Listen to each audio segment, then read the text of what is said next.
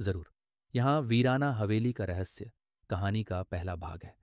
ये कहानी आपको एक गहरे और भयानक अनुभव की शुरुआत देगी। वीराना हवेली का रहस्य, भाग एक। एक अपशकुनी रात। परिचय साल था 1998। मानसून अपने चरम पर था और चारों ओर घने जंगल में लिपटी अरोरा हवेली और भी भयावह लग रही थी। शहर से मीलों दूर यह हवेली अपनी डरावनी कहानियों और अजीबोगरीब घटनाओं के लिए कुख्यात थी। लोग कहते थे कि सूरज ढलने के बाद वहां से किसी महिला के रोने की आवाजें आती हैं और कभी कभी हवेली के अंदर परछाइयां दौड़ती हुई दिखती हैं। कहानी शुरू होती है चार कॉलेज दोस्तों से। अमन, जो हमेशा तर्क में विश्वास रखता था। प्रिया, जो हॉरर फिल्मों की दीवानी थी। विक्रम, जो हमेशा डरपोक साबित होता था। और नेहा, जो सबसे शांत और रहस्यमयी थी। एक तूफानी शनिवार की रात दोस्तों ने एक चुनौती स्वीकार की। रात 12 बजे अरोरा हवेली के अंदर जाना और सूर्योदय तक वहां टिके रहना। शर्त यह थी कि जो सबसे पहले डरेगा उसे 1 महीने तक बाकी तीनों का काम करना होगा। चुनौती की शुरुआत रात के ठीक 11 बजकर 30 मिनट पर थी। काली एसयूवी जंगल के एक कच्चे रास्ते पर तेजी से चल रही थी। बिजली चमकने पर हवेली की विशाल आकृति दिखाई देती थी। हवेली की दीवारें काई से ढकी थीं और लोहे का मुख्य गेट जंग खाकर आधा खुला हुआ था, मानो किसी को अंदर आने का न्योता दे रहा हो। देखो, गेट खुला है, अमन ने कहा। उसकी आवाज में हल्का उत्साह था। शायद ये हमारा स्वागत कर रही है। प्रिया ने मजाक किया, लेकिन उसकी आवाज भी कांप रही थी। विक्रम पहले ही डर के मारे सीट से चिपका हुआ था। यार, सच में जाना जरूरी है क्या? कहानियां कहती हैं कि हवेली के मालिक की आत्मा। नेहा ने बीच में ही उसे रोका। सिर्फ कहानियां हैं विक्रम। चलो, अब हम पीछे नहीं हट सकते।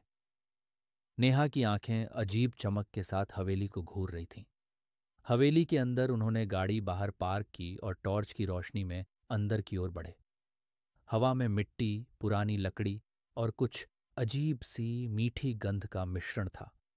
पहला कदम रखते ही उनके पैरों के नीचे की सूखी पत्तियां भयानक आवाज करने लगीं। मुख्य दरवाजा, जो पहले से खुला था, धक्का देते ही चर्र की एक तीखी आवाज के साथ और खुल गया। अंदर का हॉल विशाल था। टूटे हुए झूमर फर्श पर बिखरे थे।